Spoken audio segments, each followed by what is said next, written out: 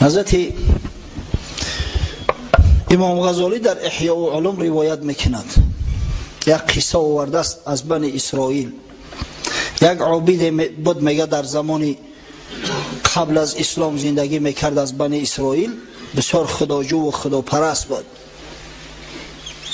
یک روز آمدن نزدش شکایت کردن، گفتن درخت داری نداری؟ این مردم محله و دهه شما یک درخت انتخاب کردین، پیش همون درخت میروند، درخت زیارت میکنن، در شاخ درخت بند میبندن، از درخت مراد میطلبند. به غضب اومد، تبر گرفته روانه شد، گفت میرم درخت از ریشه و برش میکنم و میپرتم. این مردم مشرک شدستیان، درخت پرست شدستیان. در راه می اومد که شیطان از سری راهش برمد به صورت یک مرد پهلوان غضبناک. کجا میرای؟ گفت میرم همون درخت از ریشه و بونش برکنم. گفت با او درخت چیکار داری؟ همون عابدی اخته کن، چیکار داری تو با او درخت؟ نامعقول کردی نمیمونم. هردش با شیطان در افت غلطیدن، دست به گریبان شدن، به خاطر خدا خسته بود. شیطان برداشت تاری سر کرد، در زمین فرو کوفتش، در بالای سینه شیشت. تو ملعون، گفت سری رای منو گرفته میتونی؟ میرم درخت چپگردان میکنم. شیطان گفت یک مصلحت دارم، اگر قبول داشته باشی انشالله هر دمو با یک گپ بیاییم، همین جنجال و نظام از بین بخیزه، هم به فایده و منفعتی تو است، هم به فایده و منفعتی دین، هم برای مردم فایده دارد. گفت گپ زن. گفت همون درخت بریدن با تو چی فایده؟ اینا درخت همه بری، با این مردم نادانی بی سواد با میروان یک درخت دیگر هم تری انتخاب میکنن. تا همه درخت های روی دنیا را چپا کرده میتونی آخی؟ از او بیا گپی مرا قبول که هر روز 3 دینار هدیت میکنم. همین 3 دینار را در راه خدا نفقه کن، طالب علم را دستگیری کن، یک مسجد نازنین خشرو بساز. 3 دینار هم خیلی پولای. انا از این فایده و منفعت بیشتر میرسه از اینکه تو برای یک درخت چپگردان کنی. 3 دینار طلایی را برآورد، در دستش داد، طلا را دید، دلش گم زد. هر کی هست از فقیه و پیر مرید، هر کی هست از فقیه و پیر و مرید، یا زبان آوران پاک دهن، چون به دنیای دون فرود آمد، به عسل در بیماند پای مگس. هر کی هست از فقیه و پیر و مرید، یا زبان آوران پاک نفس، چون به دنیای دون فرود آمد، به عسل در بیماند پای مگس. قبول کرد، گشت آمد. در روز دیگر هم 3 دینار آورد دادش. بعد دیگه دادن بس کرد، دیگه ندادش. روز 4 دید که دینار نیست، با همون تبر گرفته روانه شد. در راه آمد که شیطان سری راهش گرفت، به یک غضب، به یک سیاست. کجا میرای؟ گفت میرم هم درخت چپا میکنم. گفت نامعقول کردی، درخت به صاحبیت چپش میکنی؟ خالتا میکنم. خیال همون 4 روز پیشینه کرد، دست انداخت از گریبان شیطان گرفت که همین تاری سر کرد، برداشت عابد زد و تخته پشت هوش سرش کند. حیران شد، گفت سببش چی است که من 4 روز پیش 2 بار ترا پیش غلطوندم، امروز زورم به نرسید؟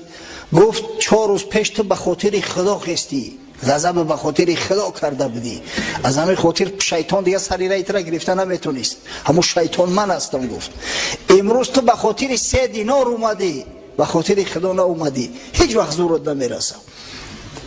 اذا استعنت فاستعین بالله، اگر کمک میخواهی از خدا کمک بخواه. بس است برادرای عزیز. تا به حال متاسفانه ایجا میخیزند یا پیرم یا علی. این مردم ما اهل سنت و الجماعه، از الله کمک بخواه یا الله مدد بگو. ما مسلمانیم الحمدلله. ببینه پیغمبر بزرگ ما را تاکید داره، امر کرده است اذا سألت فاسأل الله و اذا استعنت فاستعن بالله. خداوند ما و شما را در فاتحه تعلیم داد. در سوره فاتحه ایاک نعبد و ایاک نستعین، خاص تو را عبادت میکنیم و فقط از تو کمک میخواهیم، از غیر تو نمیخواهیم. بعدا حضرت صلی الله علیه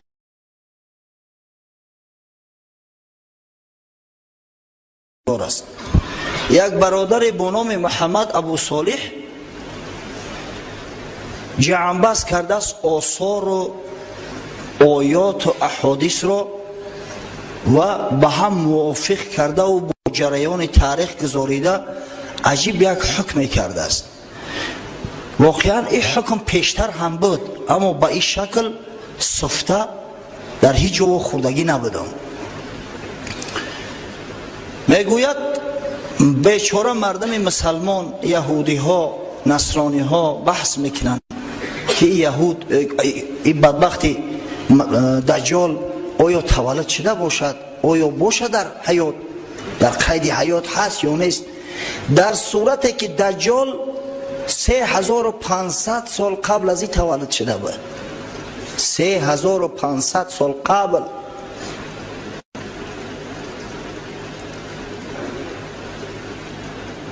دجال در شهر با نام سامریه که از شهرهای فلسطین است به دنیا آمد، در عائله یهودی ها که اصلشو از اصفهان بود، از اصبهان، از ذات یهوذا، از قوم یهوذا. تا 5 سالگی میگوید مثل شخصی فلج شده بود، یعنی حرکتی سریع نداشت، با پشت راست ایستاده نمیتونست، گپ نمیزد. مردم میگفتند این فلج است، از خوردیش فلج شده است. حتی که پدر و مادر از بحرش گذشتند. حاکم شهر سامریه از بس که دید که همون کودک بیچاره را پرتافتیان، تحت معونت سرپرستی خود قرارش داد و او را تربیه کرد. در سن 5 سالگی اول سخنی که به زبان آورده است در 5 سالگیش بوده است. در 5 سالگی حرکت های اولینه یاد گرفت، قدم زنی را. چند زندگی کرد. از بس که شهر سامریه مثل شهر صدام، مثل شهر گمارا، شهرها را میدونید، شهرهای قدیم بدن در شام که قوم لوط علیه السلام در همین شهرها زندگی میکردن و لواطت حرامی وقتی که از حد گذشت خدای تعالی به جزا گرفتار شو کرد، همه را به خاک یکسان کرد، تمام سرنشیناش همه هلاک کرد. و همین شهر سامریه هم شهر لواطگرها بوده است، شهر زیناکارها بوده است. وقتی که جای لواطت رواج مییابد، وقتی که جای زنا، حرام، ریباخوری رواج مییابد، البته غضب خدا بالای اون مردم مستولی میگردد. برادرای عزیز فراموش نکنید، البته به غضب خدا گرفتار میشود. اذا ظهر الزنا او ربا فی قریه فقد احلوا بانفسهم عذاب الله. صدق الله العظیم، صدق رسول الله صلی الله علیه و سلم. حضرت رسول الله میگه که وقتی که در محل، در مکان، خواه شهر باشد خواه دیه، زنا و ریباخوری رواج یابد، آشکار شود، مردم این سرزمین غضب خدا را به دست خویش در بالای سر خود میارند، البته به غضب خدا گرفتار میگردند. و این شهر سامریه هم که مکان فاسقه و فاجرا بود، به غضب خدا گرفتار شد.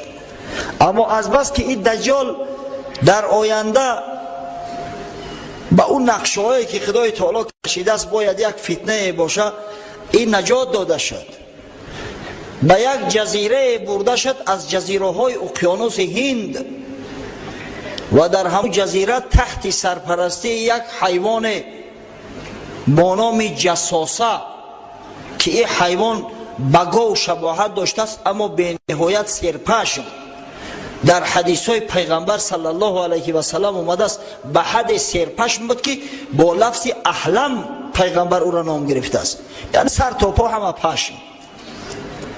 حتی میگه سرش از مقعدش فرق کرده نمیشه، پیش ای قفاش فرق کرده نمیتونستن، ای دسته همون پشم بسیار شد.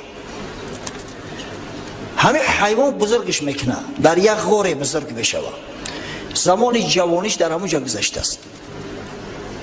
بعدا وقتی که بزرگ شد، کلان شد، در سن 30 سالگی با تعلیم جاسوسه یک روز در نزد همون جزیره که در اون جزیره مردم زندگی نمیکردن، نیابیتای استروف بود است، یک گلخن میگریاند، 3 شب و 3 روز نگهش میدارد. یک کشتی همون گلخن دیده و به نزد جزیره میآید و دجال میبینه خودش تنها در اون جزیره زندگی داره. همون رو در کشتی سوار میکنند و خارجش میکنند. مدت ها مملکتگردی و شهرگردی میکند. بعدا میآید به شهر مصر که تمدن مرکزی تمدن بنی بشر بود در زمان فراعنه. به چشم خود دید که فرعون ها چی نوع حکمرانی میکنند، دید که مردم عوام بیچاره در نزد فرعون سجده میکنند، فرعون حتی نعوذ بالله خدای زنده میگن. همه در قلبش در اومد. از مو جوانی در آرزوی افتید که کاش زمان شوه که من پادشاهی تمام مردم تمام عالم شوم و مردم در پیش من سجده کنن. یعنی فقط پادشاه عادی نه، نعوذ بالله پادشاهی که او را خدا میگویند. در اینجا با قوم بنی اسرائیلی خیش اقرباش وا خورد. در مبارزه هایی که حضرت موسی علیه السلام با فرعون برد، اینم شریک بود، همراه بود. وقتی که حضرت موسی بنی اسرائیل از شر فرعون نجات داد، از مصر خارج کرد، در همه اینا شاهد حال بود. از چشم خود دید که چنان فرعون آب غرق کرد با تمام لشکرش. بعدا وقتی که در ته بودن، در ته، و حضرت موسی به خاطر آوردن الواح تا اینکه به بنی اسرائیل اثبات کند بدبختا را که آخی من از جانب خدا گپ میزنم. ببین این مردم احمقه که حضرت موسی چه معجزه های براشون نشان داد، بازم شک دارن، بازم شبهه داشتن. گفتن یا موسی اگر از نزد پروردگار برای ما چیزی نیاری ما سخنی تیرا قبول نداری. این بدبختا عصای حضرت موسی را دیده بودن، عملشان ید بیضا را دیدن، غرق شدن فرعون را دیدن. اما این مردم بدگمانی بدگهری شکاک ببینه با او را اکتفا نمیکنن. از این خاطر حضرت موسی به کوه طور رفت. از نبودن حضرت موسی استفاده برده همه دجال به قول محمد ابو صالح که در قرآن به نام سامری یاد شده است، در سوره طه در 3 موضع نام سامری را خداوند ذکر کرده است. این سامری میگه همون دجال است. از نبودن حضرت موسی استفاده برده و تلاواری هایی که بنی اسرائیل از مصر آورده بودن، بعضیش به کار به عمل حلال و بعضیش به حرام و دزدی، همونا را جمع کرد، از دستشان گرفت، آب کرد و یک گوساله درست کرد. بار پایی که خداوندی حضرت جبرئیل دیده بود، از ایزی حضرت جبرئیل یک کف خاک گرفت در داخل هم گوساله انداخت که وقت شمال میوزید از داخل همون گوساله یک صدای مثل باع خارج میشد. گفت ای مردم بنی اسرائیل، نعوذ بالله خدای موسی و خدای بنی اسرائیل همی است. از بس که موسی گوبش کرده است، فراموشش کرده است، این همی گمراه شده است، گشت است. نعوذ بالله در پیش همی سجده کنی. و این بنی اسرائیل که ببینه بسیار حساس هستند، بسیار حریص هستند به دنیا، به جواهرات، به مال و زر زیور. گوساله طلایی را دیدن که باع میگه، در پیشش سجده کردن. حضرت موسی آمد حتی حضرت موسی را خداوند خبر کرد که تو در اینجا بند هستی. گفت در صورتی که قوم تو گوساله پرست شدین. حضرت وقتی آمد احوال دید چنان به غضب آمد. حضرت موسی بسیار شخصی قوی بود و بسیار شخصی در دین متعصب بود و بسیار غضبناک بود. وقتی غضبش بالا میگرفت دیگه خشی اداره کرده نمیتونست. هارون برادرش که اکش است، از خودش کلان است، از موی سر ریشش گرفت، تکانید، به زمین کشانید. گفت تو کجا را نگاه میکردی؟ من تو را برای چی مانده بودم در اینجا؟ وقتی که مردم گوساله پرست شدین، وقتی الله پرست و گوساله پرست و صورت پرست شدن، تو چی کار میکردی؟ حضرت هارون از این ظلم موسی به افاقه آمد. گفت یا ابن لا تأخذ بلحیتی ولا برأسی. پسر مادر گفت از ریش سر، از موی سرم نگی، سرم تو عیبی من نیست.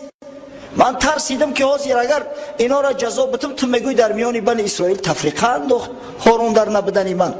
از این خاطر من اینا را کاردار نشیدم که خودت بیای حکم کنی. حضرت موسی سامری را صدا کرد. گفت چی کار کردی بدبخت؟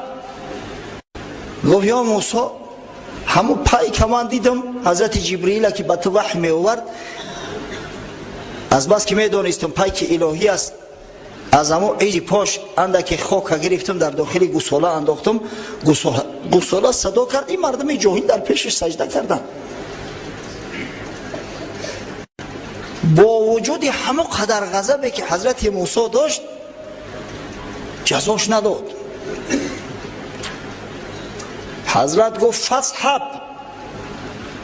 فإن لك في الحياة ان تقول لا مساس. گام شو گفت برا تو در حیاتت گفت به هر چیزی که برخری لا مساس میگوی، یعنی به من نرس، و هر چیزی که ترا ببینن اونا را هم لا مساس میگن که ما را به دست نقب. و این عالم حکم میکنه. ببینه میگه حضرت موسی چرا این مرد که با شکنجه گرفتار نکرد؟ همون قومی که گوساله پرست شدن به غضب خدا گرفتار شدن، حضرت موسی امر کرد 70,000 نفرش به قتل رسید. 70,000 نفر. اما شخصی که سببگاری گوساله پرستی قوم شد، حضرت موسی گفت فاصحب برا گفت پیش من. جزاش نداد. چرا؟ زیرا حضرت موسی میدانست که این دجال است. حضرت موسی که پیغمبر خدا است میدانست که قتل این به دست یک کس فقط واقع می شود، به دست حضرت عیسی. از این خاطر گفت برا. اگر حضرت موسی نمیدانست که این دجال است قولش میکن. این موسی است که به یک مشت در مصر یک نفر از قبطی ها را کشته بود. شما قصهش میدونید. این موسی هست که وقتی حضرت عزرائیل نزدش میآید که یا موسی اجلت رسیده است، من به خاطر قبض روحت آمدم، یک مشت میزنه حضرت عزرائیل. حتی در خبرها آمده است که چشمش آویزان میشه حضرت عزرائیل. پس چرا این سامری را چیزی نگفت؟ زیرا میگه این همون دجال است. دجال که بود حضرت موسی گفت فاصحب خارج شو گم شو. بعد خارج شدن از نزد حضرت موسی ملک سرزمین های زیادی را تماشا کرد، با مردم آشنا شد، حیله و دسیسه ها را یاد گرفت. یکی از همون حیله و دسیسه ها تشکیل کردن گروه های مسانی. درباره مسانس که لاجا شما اطلاع داره؟ میدانه مسان ها چی هستند؟ یعنی یک تشکیلات مخفی پنهانی که وقتی که نماینده هاش در رو شرکت میکنن همدیگر را نمیشناسن، نقاب در رو کشیده میشینن در مجلس، فقط هم سردار شده دیگر را میشناسن. بار اول در تاریخ مسان ها را دجال تشکیل کرده است و همه گروه های مسانی در ابتدا از بنی اسرائیل ساخته شدند. دجال بنی اسرائیل قوم یهود را عسکر اساسی خود قرار داده است در مبارزه بر ضد بنی بشر، خاصتا مسلمانان. و همه گروه های مسانی مقصد اینا چی است؟ مقصد اینا آن است که به این گروه ها شخص های سرنفوذ با ثروت دعوت میکنن، جلب میکنن. آهسته آهسته به همون کش خود وقتی که در آوردن، از بس که پولی به حد کلان است، میبینن مثلا در سرزمین مملکت جوانهای با خیرت و عاقل موجود هستند. یعنی چی؟ یعنی در مکتب ها میگردن نگاه میکنن، در مکتب‌های عالی می‌بینن که کدام دانشجو کارآمد است کدامش نیست. بعداً همون جوانای کارآمد جلب میکنن، خاصتا که جوان استودنت با پول تامین میکنن، مزد معاش میتن، شرایط امکاناتش میتن، بعداً برای آنکه صاحب وظیفه شوه و کریر کنه کمکش میکنن و از میان مردم همون سرزمین الیت حاصل میکنن، گروه های مخصوصی مسانی خودشونه. آخر الامر وقتی که همون شخص به سر قدرت برداشتن یگان وزیر شد یا از او بالاتر وقتی که پادشاه یا سرزمین شد خدا میتشو همون ملک سرزمین گویا که دجال ضبط کرد در زیر تصرف قدر آورد. متاسفانه امروز در عالم گروه های مسانی به نهایت زیاد هستند. یکی از آن سبب ها که مثلا مسلمان ها به هم دیگر بیگانه هستند، پروا ندارن، فلسطین هم میزنن، مصری هاش پروایی ندارن، متاسفانه در همین است. افسوس، صد افسوس که ما نمیفهمیم، غضب میکنیم. چی سبب باشه؟ چرا این جوان مرگان نمیخیزن؟ چرا لااقل صدای اعتراض خودشون بیان نمیکنن؟ برای آنکه بسیاریاش مسانن، لشکری دجال هستند، به امر دجال کار میکنن. از کجا سر صدا بلند کنن؟ از کجا؟ اما قصه مورچه را من برای این تو گفتم، هر کس عقلش نمیگیرن. و این دجال تا زمانی تولد حضرت عیسی گشت سرزمین های همین اطراف بحر میانه زمین همش ضبط کرد، گرفت، دستخط کرد. وقتی حضرت عیسی تولد شد آمد به شهر نزارت، به اون مکانی که عیسی تولد شده است. بعدا وقتی که حضرت موسی به بیت المقدس آمده بود نزدش آمد، در بیرون در استاد در بیبلی آمده است که یک مرد را داخل خانه میفرستد که خب بگو اگر تو پیغمبر هستی دعوای پیغمبری داری در پشتی در کی ایستاده است؟ حضرت عیسی گفت در پشتی در انتی خریست ایستاده است، دجال. انتی خریست یعنی که در زبان بیبلیت دجال انتی خریست میگن. ما دجالش میگیم به او خاطر که پیامبر دجالش خواند. دجال در زبان عربی به معنای کذاب یعنی دروغگو، بسیار دروغگو مکار می آید. پیغمبر صلی الله علیه و سلم همون بدبختا و کافرایی را که نعوذ بالله دعوای پیغمبری کرده اند در تاریخ و شاید در آینده هم بکنن، همونا را با نام دجال یاد کرده است. در جامع السنن ترمذی اومده است حضرت رسول الله صلی الله علیه و سلم فرماید انه سیکون فی امتی الدجالون الكذابون 33. حضرت میگه که دجال های کذاب دروغگو در امت من 33 نفر ظهور میکنن.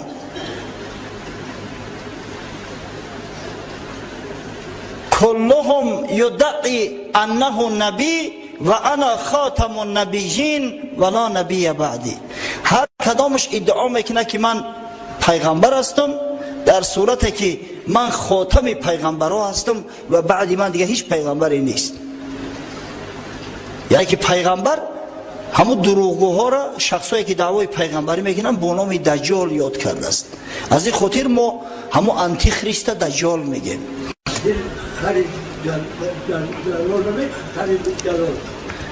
بابای حجی میگه که خرید دجال چی میشوه؟ ای پرتوی خر تو خدا بگیره او خره. این بیچاره مردم حالی هم منتظر استودیان که دجال به خر میآید. دجال دیگه در استریبیتلا میآید، در راکت ها میآید، پرتوی که دیگه خراتونه. او خری دجال که مقصد خر است که بر ضد خدا خروج کرده است، خر است که بر ضد خدا ظهور کرده است، به این معنا میآید. اما ببینید به حد مکار است بدبخت که قوم بنی اسرائیل که به چشم خود معجزه‌های حضرت موسی را دیدند، بنی اسرائیل که اکثر پیغمبرها از میان اونا خارج شدند، چی نوع گمراه و گوساله پرست کرد. پس ما و شما باید احتیاط باشیم. ببینید یک بدبختی به سعادت در خوجند ظهور کرد، یک به سواد جاهل فامیل شریف بود والله اعلم، نعوذ بالله دعوای پیغمبری کرد، بعضی مردم او را با خانه هاشو دعوت میکردن که پیغمبر خدا به خانه ما تشریف بیار. نعوذ بالله. در عصر 2021 گفت موسی با یک مرد خیال که بدندش از شکاوت و زلال، صد گمانت بود در پیغمبریم، با چنین برهان این خلقی کریم، 100,000 معجزه دیدی زی من، صد گمانت می فیزود و شک زن. حضرت موسی وقتی غضبش کرد یک نفر از بنی اسرائیل از یوخش گرفت که آخی لعنت خدا بر تو، گفت ای ملعون کافر، آخی تو در پیغمبری من شک داشتی، اینقدر معجزه ها را از من دیدی، هر کدامش با تنقید و با شک شبهه از مینه سرت میگذروندی. بانگ زد گوساله از جادویی، سجده کردی که خدای من تویی. خانه سوخته یک گوساله، یک ساحر جادوگر با گفت تو در پیشش سجده کردی. چه نبودی بدگمان در حق او؟ چه نکردی شک کنون ای زیشت خو؟ و چرا تو در حق او بدگمان نشدی؟ که شاید یکون حیله باشه، برای چی در سرت در پیش یک بت گذاریدی؟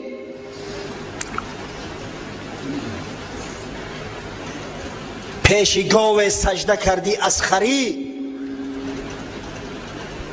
کرد گشت عقلت صید سحری سامری. سامری خود کی باشد ای سگان، که خدای برتراشه در جهان. در پیش یک گاو از روی خری و احمقیت میگه سجده کردی. وقتی خری دجال میگن یعنی خری احمق است که دعوای خدایی میکنه. نعوذ بالله. شما خیال نکنید که او دجال در بالای خر میآید. ایگه پر حسد و پرتوی. همین لفظ خر در یگان حدیث نه اومده است، در یگان نص شرعی نه اومده است. این مردم بیچاره اولیا منتظرن که دجال در بالای خر سوار میآید. ما خود دیگه در خر سوار نمیشیم، دجال که حکمران جهان شود در خر سوار میشود.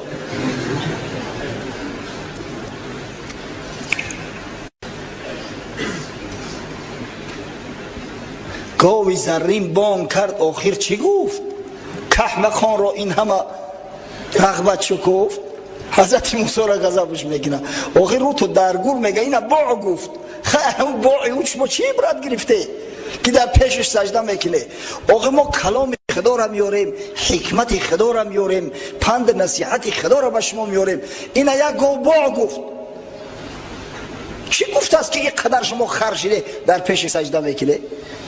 ولی متاسفانه یک گروه در بین ما پیدا شده است، دعوای تصوف عرفان میکنن و به حد جاهل هستند که به قبر پرستی مبتلا گشتیان. قبر پرست شدیان، خدا پرستا قبر پرست شدیان، مسجد روها قبرستان رو شدیان. افسوس صد افسوس. و دلیلشو چی است؟ میگن شیخای ما و پیرای ما دلشون میلرزونن. کش ما دلتون بلرزونه. یک نفرش گفتم خدا جان تماس کنه، رقص ها تمام اعضای بدنشون رو میلرزونن. حیفی نیدی؟ بعد همون رقص ها رو هم پیر میگیره، شما شیخ میگیره. اوگه ای سر تمون به عقلای به فراست. در دنیا هر یک ساحر جادوگر است، خاصتا در هندوستان. همین مگه های هند، یاگه ها حیله های میکنن، در جا ششتگی در تلویزیون نشونش میتن، همون کرسیش از زمین 1 متر میخیزه. با در پیشش سجده میکنی که این کار دیگر رو کردن نمیتونن. سبحان الله. حضرت امام شافعی گفت اگر شیخی را دیده که در آسمان میپره یا در بالای آب میدوه قدمش تر نمیشوه، مغرور نشوه به او. شما اول ببینه که متابعتش به قرآن و به سنت پیغمبر صلی الله علیه و سلم تا چه حد است. گمراه نشوه. ما هم تاکید میکنم که بچه عزیز گمراه نشوه، احمق نشوه. اکثر مردم از مسجد بیگانه میکنن اینو. شخصی که قوم مسجد است آیسته آیسته گم میشود، دیگه از جماعت دور میشود. هر چی کار میکنی؟ در خانه میشینم ذکر میکنم. و ذکر در سرت مونه، ذکر در مسجد بیا در پیش مردم بکن. این دین جماعتی ای. قصه خودمون دوام میتیم که وقت کم است.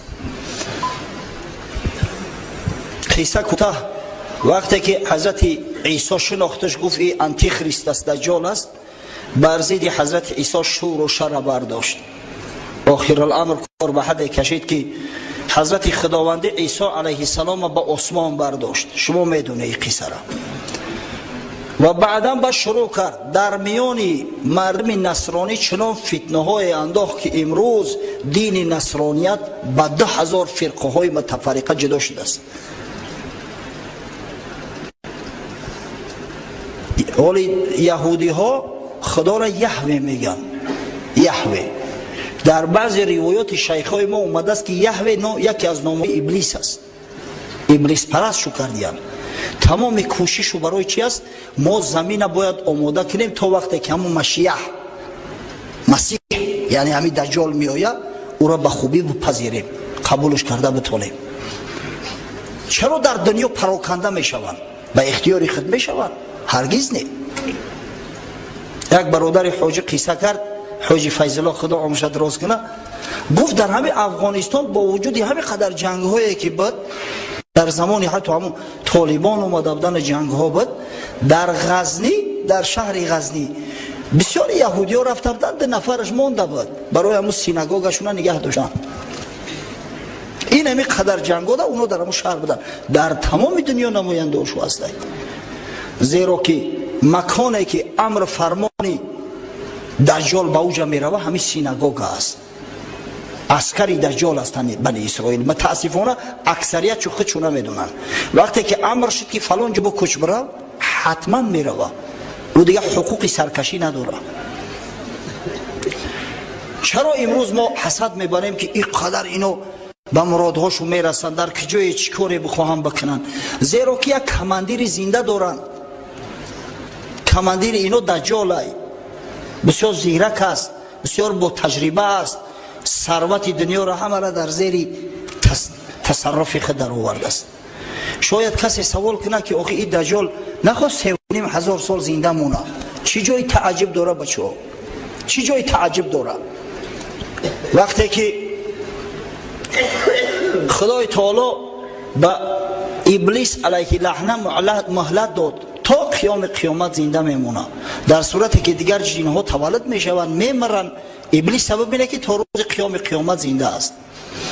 وقتی که خدای تعالی به حضرت عیسی علیه السلام مهلت داد، حضرت عیسی زنده هست، ولی قبل از وقوع قیامت حضرت عیسی به زمین می آید و این دجالی بدبخت به قتل می رسونه. پس چی جای تعجب داره که خداوند متعال به یک شخص به خاطر فتنه مثلا همین 3,500 سال 3,000 سال عمر نده؟ ما و شما اکثریت ما الحمدلله میگیم که خضر علیه السلام زنده ای. حضرت خضر هیچ جای تعجب نداره. در حدیث اومده است، بخاری و مسلم روایت میکنند، حدیث صحیح ترین حدیث هم از حضرت ابو سعید خدری رضی الله عنه، صحابی پیغمبر صلی الله علیه و سلم، که حضرت ابو سعید خدری روایت کرد، گفت یأتی الدجال و هو محرم علیه ان یدخل نقاب المدینه. وقتی که دجال میآید میگه اندک پیشتر بدویم، وقتی که دجال میگه میآید یعنی آشکار ظاهر میشود. خچ آشکار نعوذ بالله پیغمبر اعلان میکنه و بعدا خدا اعلان میکنه. خدای تعالی بر او حرام گردانده است از سرحد مدینه عبور کردن. دجال تمام ملک‌ها را تصرف میکند غیر مکه و مدینه، بر روایات صحیحه پیغمبر صلی الله علیه و سلم و غیر دمشق که در اوجا مسلمان‌ها تحت سرپرستی مهدی در محاصره بودن. دیگه تمام ملک سرزمین ها را ضبط میکنه. اگه دجال میگه مدینه میآید به خاطر تصرف مدینه، اما خداوند از بس که حرامش گردونده است در اومدن نمیتونه. در روایت اومده است حضرت رسول الله صلی الله علیه و سلم میگه لها یومئذ 7 ابواب علی کل باب ملکان. در همون روز مدینه 7 در داره در هر درش دو ملائکه خدا، دو ملائکه پهلوان قرول ایستادیان که دجال ندرویه. وقتی که دجال نزول میکنه در نزدیکی مدینه، یک مرد از شهر مدینه خارج میشود. حضرت میگه هو خیر الناس، بهترین مردم به در عصر زمان. میآید نزد دجال، به دجال مراجعت میکند، میگوید اشهد انک الدجال الذي حدثنا رسول الله صلی الله علیه و سلم حدیثه. من گواهی میتم که تو دجال هستی، تو همون دجالی بدبختی هستی که حضرت رسول الله صلی الله علیه و سلم حدیثی او را به ما کرده است. دجال با گرد اطرافیاش مراجعت میکند، به مردم حوالی مدینه مراجعت میکند. وقتی که دجال نزد مدینه میآید، در حدیث اومده است که 3 بار مدینه میلرزه، سخت میلرزه. تمام فاسقا و منافقا دیگه شهر ترک میکنن. از ترس دجال نه، مدینه منوره برای خارج ساختن این همه حرامی ها، این همه فاسقا و منافقا میلرزه. دجال به همین فاسقا مراجعت میکند، میگه ارایتم ان قتلت هذا ثم احییته هل تشکون فی الامر. ببینید میگه اگر من همین مرد آوازی بکشم در پیش چشم تو، بعد از نو زندش کنم، آیا شما نعوذ بالله در خدایی من شک دارید؟ شک میکنید؟ در جواب میگن نه، اگر بکش زندش کنی ما میگیم تو خدا هستی نعوذ بالله. فیقتله ثم یحییه، میکشش از نو زندش میکنه. اینا استدراج میگن. وقتی که زندش میکنه، این مرد به دجال نگاه میکند، میگه والله ما کنت فیک والله ما کنت فیک اشد بصیرتا منی الان. قسم به خدا میگه یقینم باز بیشتر شد که تو همون اعوری کذاب هستی، تو همون دجال ملعون هستی. این هر قدر که دجال کوشش میکنه دیگه کشتش نمیتونه. امام مسلم حدیث آورده است و در پایانش میگه و قال ابو اسحاق یقال ان هذا الرجل هو الخضر علیه السلام. میگه ابو اسحاق، یکی از راویای حدیث، ابراهیم ابن سفیان، گفته است که همون مردی که بر ضد دجال برآمد و با دجال مراجعت کرد، من گواهی میتم که تو دجال هستی، این خضر علیه السلام بود. آن همون لحظه ده خضر علیه السلام به شهادت میرسه، شهید میشود.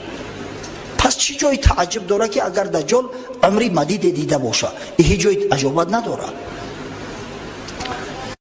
خب قصه کوتاه. وقتی که نصرانی ها را متفرق ساخت، فتنه و نیرنگ های زیاد کرد، آخر الامر مانده می شود. به خاطر استراحت به همون جزیره ای که در اوجا بزرگ شده بود، کشتی سفر بر کرده و می رود. وقتی در ساحل فرومد، کشتی ها رخصت میکند، خود می آید که جاسوسا همراه 20 نفر ملائک خدا که به صورت آدم استاده بودند، با زنجیرهای بسیار غوث منتظر شدند، از دست پاش میگیرن، در همون غاری که تولد شده بود در همون زنجیر بندش میکنن، میبندنش. این ساعت تولد حبیب خدا محمد مصطفی صلی الله علیه و سلم بود. حضرت در همون وقت تولد شده است. مدت 63 سال دجال زنجیربند بود. امام مسلم در صحیح خود، مسلم هم میدونه نه بچه ها، انشاءالله قوم مسجدی ما خوب میدونن، صحیح مسلم در پهلوی صحیح بخاری است. صحیح ترین کتاب ها بعد قرآن عظیم شان حساب میکنن. این کتاب هایی هستن که در اینو یکون حدیث ضعیف نیست. یک قصه را آورده است، قصه صحابی پیغمبر صلی الله علیه و سلم تمیم داری. همه قصه جاسوسه ای که گفتیم، من این را از خودم نمیگم، این از حدیث برای تو گفته استم. با گمان نکنه که همین فانتزیش کرد رو آورده و از خودش چیزی لقلق داره. منبر پیغمبر صلی الله علیه و سلم جای افسانه گویی نیست برادرای عزیز. یکی از صحابه های پیغمبر با نام تمیم داری که اصلش از فلسطین است. حتی میگن که زاهد فلسطین اردن بوده است، بسیار شخصی بزرگ بود. این سردار نصرانی ها بود، یک کشیش بزرگ بود. سال 9 هجری میوه مسلمان میشود و در نزد پیغمبر صلی الله علیه و سلم قصهش میکنه. در حدیثی در صحیح مسلم اومده است که فاطمه بنت قیس رضی الله عنها روایت میکند، بار میگه نماز خواندیم در مسجد نشسته بودیم، پیغمبر خدا صلی الله علیه و سلم امر کرد همه که در جهات بشینه، الا مصلاکم، هیچ که گفت از جاش تکان نخوره. بعد حضرت میگه بالای منبر برآمد، تبسم کرد، گفت میدونی برای چی من تو کردم؟ اینک برادر مو تمیم داری مسلمان شد، سال 9 هجری بود و این برای من یک قصه ای را کرد، یعنی همون چیزی را که من برای شما تحذیر میدادم همون را این با چشماش دیده است و ثبوتش برای شما بازم بیشتر زایدتر می شود.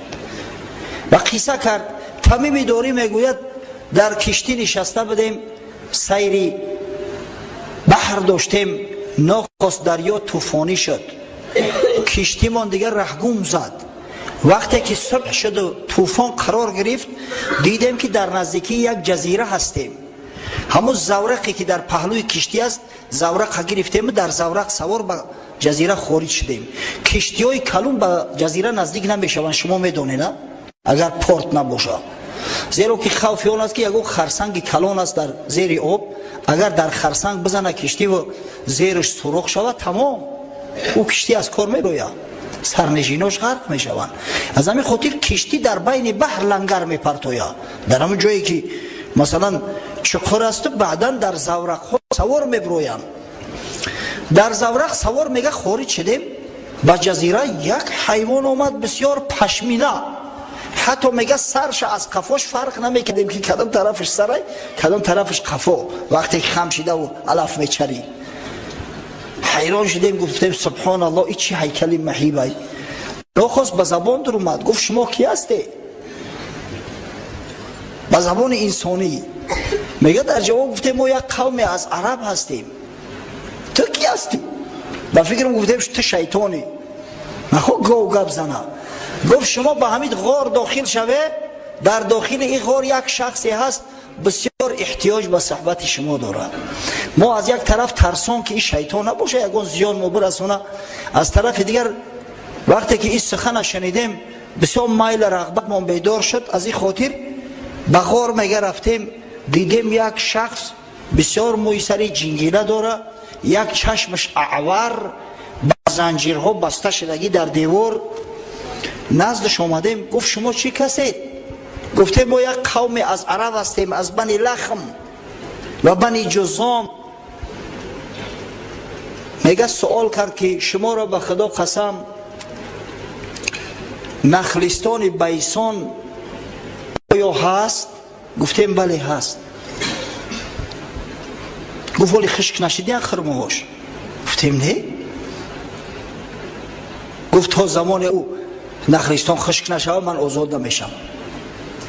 سوال کرد از یک بحر دیگر، بحیره، از یک حوض دیگر که آیا آبش خشک نشده است؟ گفتیم نه، آبش جاری است.